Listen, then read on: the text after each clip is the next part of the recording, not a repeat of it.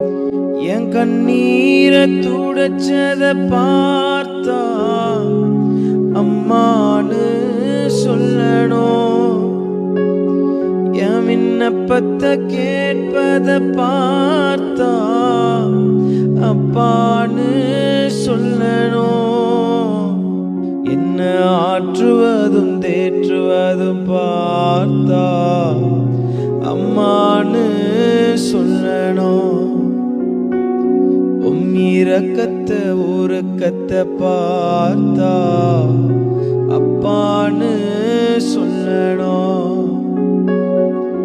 அப்பான்னு கூப்பிடவா உம்மை அம்மான்னு கூப்பிடவா, உம்மை அம்மான்னு கூப்பிடத்தாச அம்மான்னு சொல்லவா, உம்மை அப்பான்னு கூப்பிடவும் ஆசை அப்பா